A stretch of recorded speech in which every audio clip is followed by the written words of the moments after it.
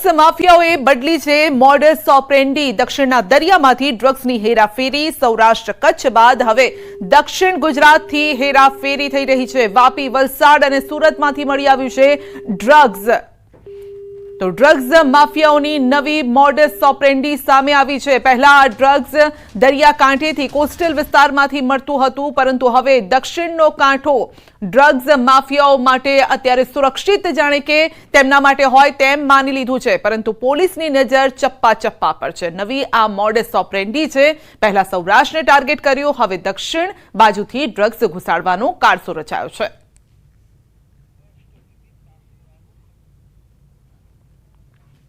તાપીના છેવાડાના નીજર, કુકરમુંડા સહિતના વિસ્તારોમાં દેશી દારૂની ભઠ્ઠીઓ પર પોલીસે તવાઈ બોલાવી છે। દારૂની ભઠ્ઠીઓ ધમધમતી હોવાની બુમરાણ ઉઠી છે, અને જેથી નીજર તાલુકાના હથોડા ગામની સીમમાં આજે વહેલી સવારે પોલીસ ત્રાટકી દેશી દારૂની ભઠ્ઠીઓ પર રેડ કરી 7200 લીટર દેશી દારૂનો નાશ કરવામાં આવ્યો છે, તેમજ 12 આરોપી વિરુદ્ધ ગુનો નોંધી તમામને વોન્ટેડ જાહેર કરાયા છે।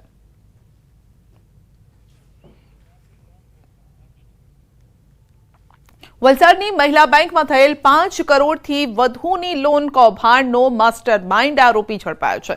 મહારાષ્ટ્ર પોલીસના સહકારથી આરોપી બાબુ જયેશ ઠાકુર પકડાયો છે। મહિલા બેંકમાં બેંકના ડિરેક્ટરોને વિશ્વાસમાં લીધા વિના ગેરકાયદેસર રીતે લોન મંજૂર કરી છેતરપિંડી આચરી છે। બેંકના મહિલા ડિરેક્ટરોએ બેંકના પૂર્વ મેનેજર સોહમ દેસાઈ સહિત સંડોવાયેલા 11 કૌભાંડીઓ સામે છેતરપિંડીની ફરિયાદ નોંધી છે। આ કેસમાં ભાગેડુ આરોપી બાબુ જયેશ ઠાકુર મુંબઈના નાગપાડાની હોટલમાંથી ઊંઘતો ઝડપાયો છે। વલસાડ પોલીસે મહારાષ્ટ્ર પોલીસની મદદથી આરોપીને દબોચી લીધો છે, અને પોલીસની રેડના લાઈવ દ્રશ્યો પણ કેમેરામાં કેદ થયા છે।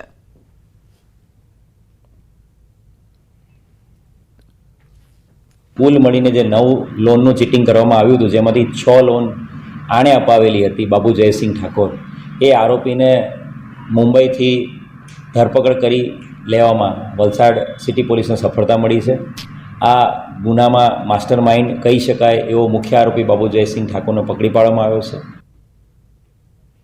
તો બેંકના પૂર્વ મેનેજર સોહમ દેસાઈએ તેના સાગરીતો સાથે મળીને ખોટા દસ્તાવેજી કાગળો તૈયાર કર્યા। ત્યારબાદ બેંકના બોર્ડ ઓફ ડિરેક્ટરોની જાણ બહાર।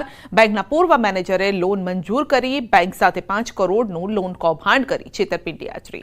પોલીસે આરોપી અને તેના પરિવારના બેંક ખાતા અને અન્ય સંપત્તિઓ સીઝ કરવાની કાર્યવાહી હાથ ધરી છે। કરોડો રૂપિયા ચાઉ કરનાર આરોપીના કોર્ટે 5 દિવસના રિમાન્ડ આપ્યા છે।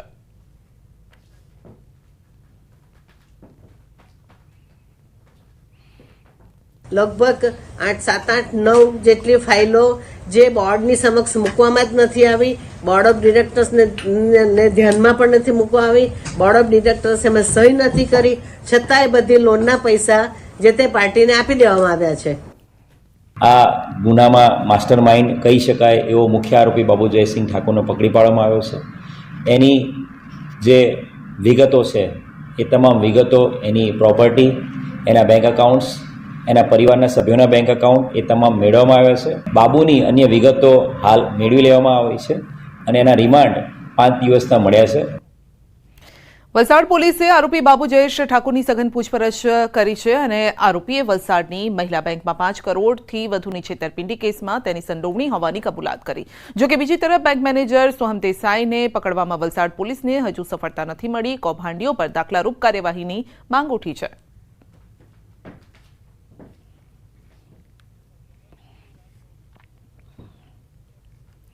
ધોરાજી અને ગ્રામ્ય પંથકમાં ધોધમાર વરસાદ વરસી રહ્યો છે। છેલ્લા ઘણા સમયથી મેઘરાજાએ વિરામ લીધો હતો, પરંતુ સવારથી જ ધોરાજીમાં વરસાદી વાદળો ઘેરાયા। ત્યારબાદ ધોધમાર વરસાદની શરૂઆત થઈ છે। ધોધમાર વરસાદના પગલે શહેરના માર્ગો પાણી પાણી થયા।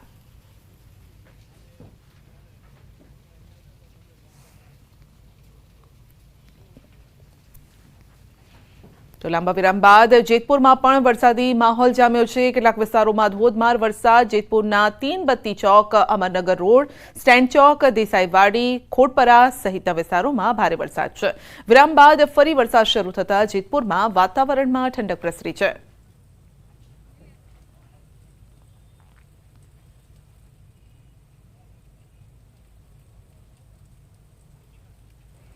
આ તરફ દ્વારકા જિલ્લામાં પણ વરસાદી માહોલ છવાયો છે. કલ્યાણપુર પંથકમાં લાંબા વિરામ બાદ ધીમી ધારે વરસાદ વરસ્યો. રાવણ, પાનેલી, ટંકારિયા સહિતના ગામોમાં વરસાદી ઝાપટા પડ્યા. લાંબા વિરામ બાદ ફરી મેઘરાજાની પધરામણી થઈ છે.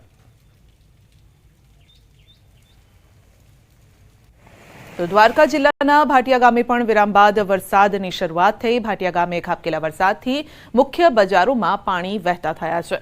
મહત્વનું છે કે કેટલાક દિવસના વિરામ બાદ મેઘરાજાએ એન્ટ્રી કરી છે.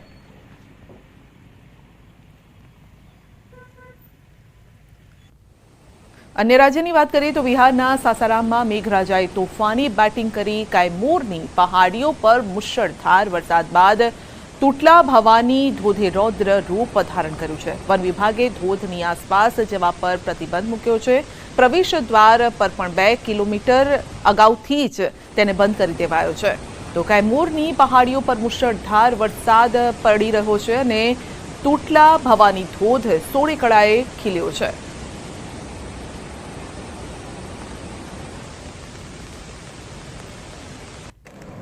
છત્તીસગઢના કાંકેર જિલ્લામાં ભારે વરસાદે તારાજી સર્જી છે. વરસાદના કારણે 35 ગામ ટાપુમાં ફેરવાઈ ગયા છે. ગ્રામજનો જીવના જોખમે બોટનો સહારો લઈ નદી પાર કરી રહ્યા છે. નદી પાર કરતી વખતે અનેક અકસ્માત પણ થયા, જેમાં લોકોએ જીવ પણ ગુમાવ્યા. રસ્તાના અભાવે લોકો જીવના જોખમે બોટમાં સવારી કરવા માટે મજબૂર છે.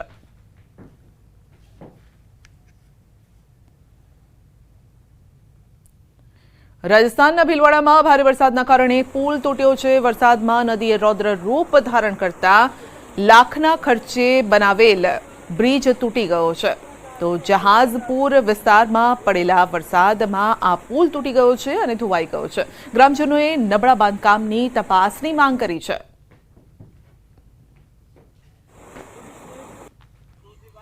રાજસ્થાનના ટોંકમાં ભારે વરસાદ બાદ જળબંબાકારની સ્થિતિ છે. તંત્રએ લોકોને સાવધાન રહેવાની સૂચના આપી છે. નદીની જળસપાટીમાં પણ વધારો થતાં લોકોને નદી કિનારે ન જવા અપીલ કરાઈ છે. પૂરની સ્થિતિના પગલે એસડીઆરએફની ટીમ ખડે પગે છે. મેઘરાજાના કહેર બાદ રાજસ્થાનના ટોંકમાં જનજીવન પ્રભાવિત થયું છે.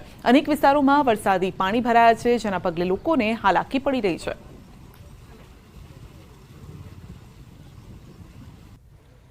રાજસ્થાનના સવાઈ માધોપુરમાં પણ વરસાદ બાદ નદી નાળા છલકાયા છે. ભારે વરસાદના કારણે બનાસ નદીમાં નવા નીરની આવક થઈ છે. બનાસ અને ગાલવા નદીએ રૌદ્ર રૂપ ધારણ કર્યું છે. તો ગાલવા નદી અને બનાસ નદીના વહેણના કારણે સવાઈ માધોપુર થઈ શિવાડ જયપુર રોડ સંપૂર્ણ બંધ થઈ ગયો છે.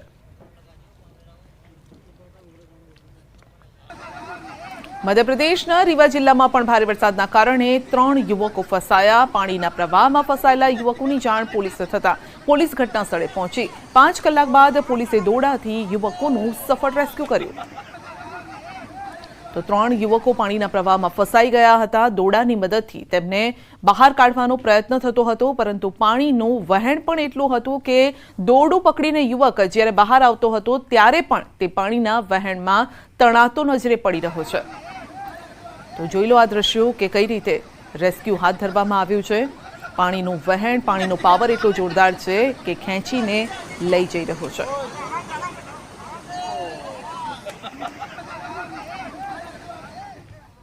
ભારે વરસાદના પગલે હેમકુંડ સાહિબની યાત્રા ખૂબ જોખમી બની છે. પદયાત્રાના માર્ગ પર વરસાદી નાળા વહી રહ્યા છે. રસ્તાઓ પરથી લોકો પસાર થઈ રહ્યા છે. ઘોડા અને ખચ્ચર પણ આ રસ્તા પરથી પસાર થઈ રહ્યા છે. ચમોલી જિલ્લામાં વરસાદના પગલે તંત્રએ એલર્ટ જાહેર કર્યું છે.